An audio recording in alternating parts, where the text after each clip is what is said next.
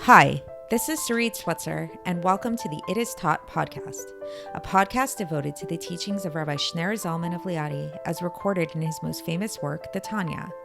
My hope for this show is to make these teachings accessible and relatable to the average person, regardless of prior Jewish education or affiliation. The episodes follow the prescribed daily study portions and are meant to serve as practical lessons in how to live your life as your true self and develop an authentic and powerful relationship with your Creator. I have personally experienced the effects the study of this work has had on me, and I'm excited to share what I can of this knowledge with you. So please join me on this journey of learning, self-growth, and connection with your source. Hi, and welcome to the It Is Taught podcast. This is episode 338 for the first of Cheshva in a leap year. Second day of Rosh Chodesh Cheshvan, so happy Rosh Chodesh once again to everybody. And so I want to ask you guys a question. Have you ever worked with any of these computer programs, like whether it be like Illustrator, Photoshop, even Word or something like that, and you're trying to create some kind of design, let's say, and like me, you're not very sophisticated. You're not a graphic design artist. So you don't really know what you're doing. And you kind of have a few different shapes, let's say, and you're working around with different shapes. And one shape overpowers the other so that you can't see what's behind it. So like, for example, let's say when I use Canva sometimes to make I make the thumbnails for this podcast. And when I originally designed the logo for this podcast, so I used a program called Canva, if you're familiar with it. And so using this program called Canva, so it's like, okay, so there's a couple of things that I want to be in that image. I want there to be the words, like the name of the podcast, It Is Taught. And then there also has to be a background, right? And keyword background, meaning in the back. But what happens, I know it's happened to me, and this is actually can be part of the process in creating it, is like you write the text, like It Is Taught, and you pick out a background, and then you put the background on top of the image. And what happens? The words disappear, right? Or whatever it is that was there prior disappears, and the background takes over. So what do you need to do? You need to set it up so that the background goes into the back where it belongs. The background has become the foreground, and you want that to go backwards. So I remember back in the day when I used to use like Microsoft Word, there was a feature like this as well, where it said something like move to back, like move the image to the back. So if you're doing like layers of images, like let's say a background image, then you have like a picture on top of it, and then you have text, you want to make sure that everything shows. So you make sure that whatever's supposed to be in the back is moved to the back of the image. So why am I bringing all of this up today? And what does it have to do with Tanya? Because believe it or not, this is the whole way that we can understand the concept of exile and what exile is all about. And that here in exile, what we're experiencing is in a place where the background has become the foreground, and the ultimate purpose, the purpose of redemption, is to bring the foreground, or what we perceive to be the foreground, back into the background where it belongs. So we've learned throughout Tanya, if you're familiar with this, that the whole idea of back and front, these are spiritual concepts. The back is kind of like the hinds, the concealed part of God. It's like when you're giving somebody a present, and if you were to throw it to them from behind you, you don't want to look at them. That's like kind of like you have to give it to them. Let's say it's like you owe them money or something, but it's someone you don't really like. So you give it to them, but you don't want to see them. You're doing it from the back. Let's say you might like drop it off at their office when they're not there. You don't want to confront them. Versus if you're giving something to someone that you love, that you really like, you want to see them. You look at them in the face on purpose. You go to them. You make sure to go there when they're home, when you can see them. And so this analogy of this back and front is specifically used to describe the different types of creatures that are in the world that God created. Some creations, namely the Jewish people, for example, were created in a front way. God loves the Jewish people. He created them. We manifest God's will, God's purpose here in a very manifest way. So God created us in a frontwards way. Versus other things like the klipos, if you've been following along, like the husks, these are like impure things in the world. Anything really having to do with negativity or concealment of God, these were created by God. They also stem from God, but from a more backhanded kind of way. It was more like God going to the office, in a time that the person's not there, and giving the person the money that's owed to them, but you don't really want to do it. You don't want to see them when you do it. So that's how the klipos are created. They because they conceal God, because they're so they are the antithesis to God's purpose. Yes, God created them because they have a role in creation, but he does so in a backhanded way. And ultimately, these backhanded objects really do get their nourishment from the front, but that's not apparent. Really, the front, like in the image, in the Photoshop image or whatever it is, the front is the front. The front, the ultimate, when I created the podcast, the thing you have to see, what's more important, that background? Sure, the background can be really nice, but the main thing you want to see is the title of the podcast. It is taught. That's the main thing. And the background only has value insofar as there is that title there, as there is the forefront. So the klipos, the backgrounds, the backhanded things in the world only have value. They only receive their nourishment from the foreground, from the front image.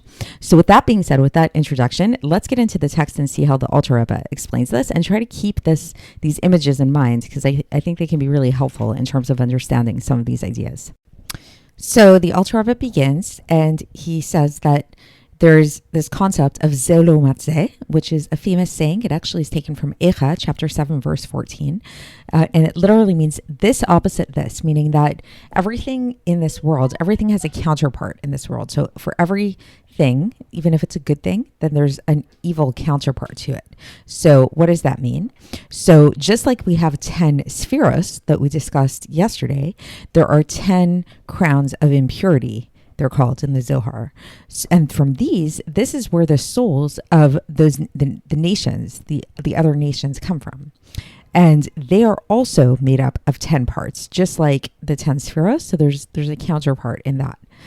So now the Alter Rebbe brings a pasuk from Echa, chapter 8, verse 9, which says, Asher shalata adam be'adam la'alo, that man rules over man to his detriment. And the reason why he brings this pasuk is he says that this idea of man ruling over man in our world that we live in, this is something we see. It's a dog eats dog world, as people say. This is elaborated upon in Sefer Gogulim of the Arizal, the book of reincarnation of the Arizal, that this is the secret of the galus of the Shechina, of the exile of the Shechina within the klipos, in order to vivify them and in order to rule over them at this time during galus. So this idea of man ruling over man, this like spiritually speaking, is the idea of the klipos ruling over the Shechina in our exile. However, if you look at the end of that pasuk, then it says to his detriment, meaning to say that ultimately the good will prevail and the evil will fall. And so, but right now, the way that we find it in the world, the way this manifests in the world is that we see that the nations of the world dominate over the Jewish people, right? There's still a lot of anti-Semitism in the world. And we see that this is because the nations of the world, their souls come from klipos, within which the Shechina is vested within them, but in a way of galus, in a way of exile within them. And the Alter Rebbe says this needs a lot of explanation. There's a lot that could be explained on this, but this is the basic idea. And nevertheless, the klipos, where do they get their vitality from? These nations of the world, they suckle their vitality from the achoraim of kedusha, the backside of kedusha. So here we're coming to this like backside, the background thing that we were talking about. As in the manner of one who unwillingly throws something over his shoulders, as we spoke about earlier in the Tanya. So this is this idea again of like, if you have to give something to somebody and you really don't want to, you like give it to them, like just like, okay, fine, take it. Like you don't want to look at them, you give it to them, you throw it behind your shoulders. That's the way that the vitality of the non-Jews and the vitality of the klipos, how they receive their vitality.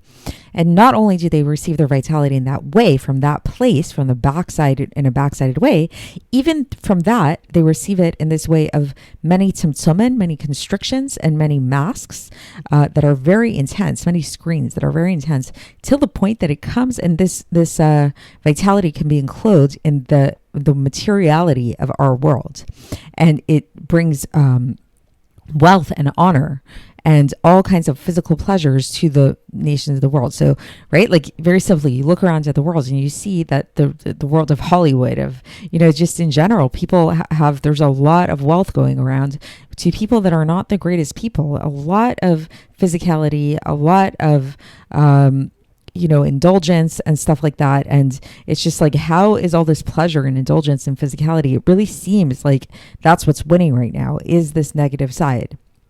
And this is because right now, the world is in a state of exile where the background is in the forefront, right? Like, just like in that, like the Photoshop or whatever program you're using, the background is in the forefront, but it's really supposed to be the background. It's really just the background. And nevertheless, the Jewish people, by contrast, they suckle from the aspect of the panim ha'elyonim, the supernal face, which again, face in Hebrew, the word panim comes from that word inner. As it says, Ye'er Hashem panav elecha.